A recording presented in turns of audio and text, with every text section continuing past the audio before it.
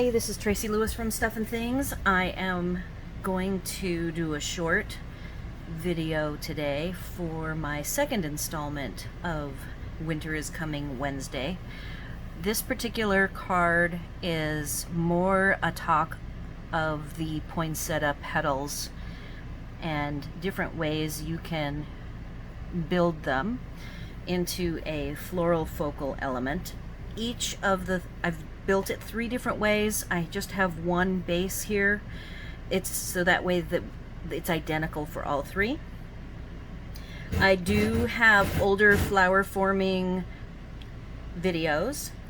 If you really want to see a flower forming demo from me, just leave a comment saying yes, please do one. I will do a quick walkthrough of flower forming, not demonstrating it. I'm just going to show you the tools. I had a set and it was lost in an accident with all of my supplies, so I have since replaced it with a different set. And the type of tools that you get, in this case, this is, and Stampin' Up! Doesn't have flower forming tools, but Elizabeth Craft Designs is the latest that I got. And it looks somewhat like a dental tool, and it has these curved ends, so anything, if you can find in your stash any supplies that look somewhat like this, the goal is to break down the fibers. So I put each of the 3 dies, it's a 3-layer die and then 3 leaves. If you have this tool from Stampin' Up, it's a hard, spongy, but very hard, a firm base.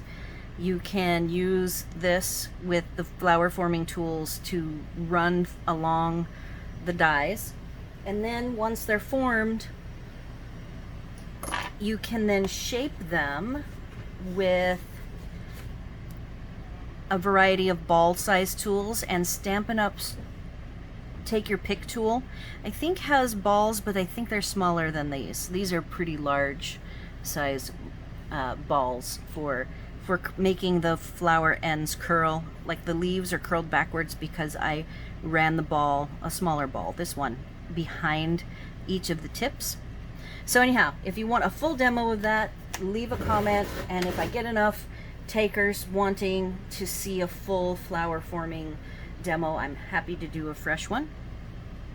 I have now, this is just sitting on here, and I just created a nice base that coordinated, and the Merry Christmas is curved, the circle, and then these 3 gold gems. So let's talk about this one first. So this is colored with blends, 4 different colors of both the green, lightest to darkest, starting with light old olive and ending with dark mossy meadow. The red is real red light and dark, and cherry cobbler light and dark. I purposefully always leave a little bit of my coloring, if they're substantial enough. I leave some white, and then at the end I go in and enhance the white with white gel pen. So this is the way, when you cut the 3 layers, you get a white edge. So this is the white edge that you get naturally. Then to build this all up, I use dimensionals, 2 layers of dimensionals, and then I even use dimensionals to put the leaves on. And the leaves can be moved around. I've peeled them off the foam, and then I use dots, the Stampin' Up! Dots, double-sided adhesive. And that's the first one. I'm gonna take this away, and then the second one I went ahead and used the light and dark black around the edges, and I even always go along with the side of the marker to make sure that there's no white showing on the sides. So you can see here all of the leaves and the edges of the petals have been darkened on the sides.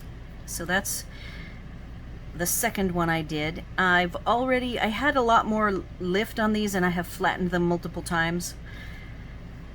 So you can make them as 3D or flat as you want them. And then the third one I did was a fussy cut project where I actually cut off all of the white.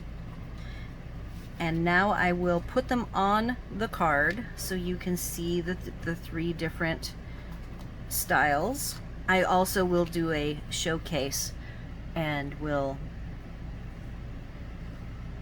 have photos at the end. So this is what the one with the white looks like. And it, you know, I have a white Merry Christmas, and I have arced it to give it a 3D lift. So this is not a US mailable card. It is, unless you put it in a box and paid, you know, $7.50 or so for a small priority mailbox would work.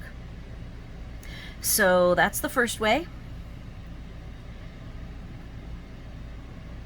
This little dimensional is going to be, when I actually put one of these on here for good, it's going to be adhered by that dimensional, so the top of the dimensional is on, which is why these are movable. I can move them around.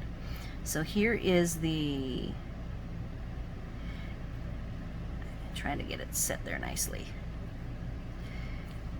And they're pretty sturdy. You can play around with them and mush them and do all sorts of things with them. So that is the one without any white and without any black. So I fussy cut out every bit of extra along the line of the stamp. And then the third one. So those are the three. I am torn. Personally, the reason why I ended up doing three of them is I started with this one and it wasn't working for me. And so I did the other two. Well, I did one with black. My hub and I both like the black one the best. So if I were to be doing these again, and I were just to pick one, I would definitely have done it this way. Partially because I'm not a fussy cutter, and I do not like the white. So that's why this one would win. And Hub he saw them all completed at the end, and he picked the one with the black. He just liked that one. So I hopefully have given you some food for thought on using the Poinsettia Petals. It's very beautiful. I love every time they come out with the Poinsettia stamp set for the holidays. I always get it, and every year it seems to be better and better. Now I haven't done the flat poinsettia where it's all the layers are in one, and so that'll come probably at a later installment, and I hopefully have gotten you to thinking about this one. Leave me again the comments on whether you would like to see flower forming and how that all works. And thank you so much for watching, and have a great day.